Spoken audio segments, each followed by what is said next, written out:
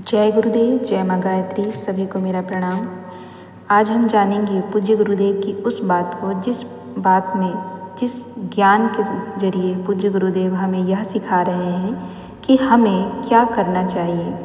पूज्य गुरुदेव का शिष्य होने के नाते, उनका संदेश वाहक होने के नाते हमें किस तरह से अपने आप को प्रदर्शित करना चाहिए और जहाँ भी हम गुरुदेव का कार्य करने जाएं, जिस शाखा में जाएं, वहाँ पर अपनी छाप कैसे छोड़नी चाहिए और उस छाप में पूज्य गुरुदेव के संदेश वाहक और शिष्यत्व की पूरी झलक होनी चाहिए। इस विषय में खुद पूज्य गुरुदेव ने हमें समझाया है। आइए जानते हैं पूज्य गुरुदेव की उस बात को। ये बात उन सब के लिए बहुत लाभदायक होगी जो मार्ग में पूज्य गुरुदेव का कार्य करने निकले हैं और पूज्य गुरुदेव के शिष्य बनकर उनके संदेश को हर लोगों तक पहुंचाना चाहते हैं, उनके विचारों को पहुंचाना चाहते हैं। तो ऐसे लोगों के लिए बहुत ही लाभदायक होगी, बहुत ही सहायता प्रदान करेगी मार्ग में उनको कैसे अपना अस्तित्व बनाए रखना है। आइए जानते हैं पूज्य गुरुदेव के शब्दों में। वह काम जो आपको करना है। गायत्री मंत्र हमारे साथ साथ बोलिए। ओम भूर्भुवः स्वः तत्सवितुर्वरेण्यं भर्गो देवस्य धीमहि धियो यो नः प्रचोदयात्। वे कौन से काम हैं जो आपको करने पड़ेंगे? आपको यह करना पड़ेगा कि जहाँ कहीं भी आप जाएं, जिस शाखा में भी आप जाएं, एक छाप इस तरह की छोड़कर आएं कि गुरु जी के संदेश वाहक और गुरु जी के शिष्य जो होते हैं वे किस तरह से और क्या कर सकते हैं और क्या करना चाहिए। आप यहाँ से जाना और वहाँ इस तरीके से अपना गुजारा करना, इस तरीके से निर्वाह करना जैसा कि संतों का गुजारा होता है और संतों का निर्वाह होता है।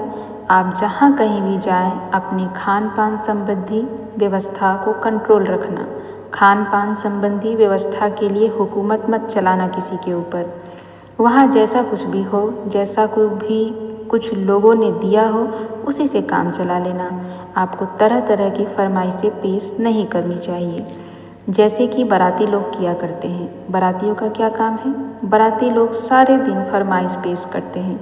और नेताओं का क्या काम होता है? बजाजियों का क्या काम होता है? जहाँ कहीं भी वे जाते हैं तो ऑर्डर करते रहते हैं और तरह तरह की चीज़ों के लिए, अपने खाने पीने की चीज़ें, अपनी सुविधा की चीज़ें, बीसों तरह की अपनी फरमाइशें करते रहते हैं। आपको किस चीज़ की ज़रूरत पड़ती हो, चाहे आपको दिन भर भोजन ना मिला हो, तो आप अपने झोले में सत्तू लेकर के जाना, थोड़ा नमक लेकर के जाना, छुप करके अपने कमरे में अपना सत्तू और अपना नमक घोल करके पी जाना। लेकिन जिन लोगों ने आपको बुलाया है उन पर ये छाप छोड़ करके मत आना कि आप चटोरे आदमी हैं और आप इस तरह के आदमी हैं कि आप खाने के लिए और पीने के लिए और अमुक चीज़ों के लिए आप फरमाइश लेकर के आते हैं। इसीलिए हमने 1 महीने तक आपको पूरा अभ्यास कराया है। हमने ये अभ्यास कराया है कि जो कुछ भी हमारे पास है, साग सत्तू आप घोल कर खाइए, साग सत्तू आप खा करके रहिए और ज़बान को कंट्रोल करके रहिए। उन चीज़ों की लिस्ट को फाड़ कर फेंक दीजिए कि अमुक चीज़ खाएंगे तो आप ताकतवर हो जाएंगे और अमुक चीज़ खाएंगे तो आप पहलवान हो जाएंगे, अमुक चीज़ हम खाएंगे तो आपका स्वास्थ्य अच्छा रहेगा।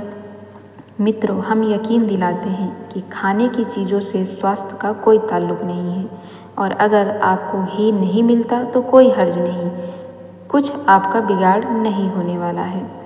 तो देखिए किस तरह से पूज्य गुरुदेव ने समझाया है कि हम जहाँ कहीं भी जाते हैं हमें लोगों के मन पर किस प्रकार की छाप छोड़नी है, किस प्रकार से हमें संतों का जीवन जीना है। अधिकतर लोग जब मार्ग में निकलते हैं, विभिन्न शाखाओं पर जाते हैं या जहाँ कहीं भी उनको बुलाया जाता है पूजा, यज्ञ या किसी भी कार्य के लिए, तो वो वहाँ पर ये सोचते हैं कि हम अब पूज्य गुरुदेव के शिष्य बनकर जा रहे हैं, हमारे बहुत आओ भगत होंगे और वो बहुत सारी अपेक्षाएं कर लेते हैं। लेकिन आपको कोई अपेक्षा नहीं रखनी है। पूज्य गुरुदेव ने ऐसा समझाया है। पूज्य गुरुदेव संत थे और ऐसे वैसे संत नहीं थे जो आजकल संत देखने को मिलते हैं। पूज्य गुरुदेव एक तपस्वी संत थे, त्याग की मूर्ति थे और ऐसी ही छाप हमें भी बनानी होगी। हम जहाँ कहीं भी जाएं, लोगों को हमें देखकर यह लगे कि हाँ, यह एक संत का शिष्य है, यह भी तपस्वी का शिष्य है और इसमें भी संत के गुण हैं। उतना ही हमें अपने आप को ऐसा बनाना पड़ेगा और उस तरह से हमें अपने आप को दर्शाना होगा कि वास्तव में पंडित श्री राम शर्मा आचार्य जी के शिष्य पंडित श्री राम शर्मा आचार्य जी की तरह ही जीवन यापन करना जानते हैं। तब तो बात बन पाएगी, तब तो हम गुरुदेव के सच्चे शिष्य कहला पाएंगे। लेकिन आजकल हम उल्टा करते हैं। हम तो इस अहंकार में, इस मद में फूले नहीं समाते। लोगों को यह दर्शाते हैं कि हम पंडित श्री राम शर्मा आचार्य के शिष्य हैं तो हम ऐसे रहेंगे, ऐसे वस्त्र पहनते हैं, हम तो ये करते हैं, हम तो वो करते हैं। पर हम ये भूल जाते हैं कि जिसके शिष्य हम हैं वह कैसे रहते थे, उनका व्यक्तित्व क्या था, उनकी सोच, उनकी विचारधारा क्या थी। पूज्य गुरुदेव में भाव भरे थे, ममता भरी थी। क्या हमारे अंदर यह सब है? तो पूज्य गुरुदेव जो कुछ हमें समझाना चाहते हैं, उनकी प्रत्येक अमृतवाणी से हमें ये सीखना चाहिए और समझना चाहिए कि पूज्य गुरुदेव हमें क्या बनाना चाहते हैं। आप भले ही कैसे हो, कोई भी हो, लेकिन जब भी आप किसी से मिलिए तो आपको पूज्य गुरुदेव का ध्यान रखना है और पूज्य गुरुदेव के व्यक्तित्व को ध्यान में रखते हुए अपने व्यक्तित्व को लोगों को दिखाना है। आपको ऐसा करते करते एक दिन खुद ही समझ आ जाएगा कि पूज्य गुरुदेव जिस मार्ग पे चलते थे, जैसा जीवन यापन करते थे, उसी जीवन यापन में रस है, उसी जीवन यापन में आनंद है और उसी तरह के शिष्यत्व में भी हमारा भाग्योदय है।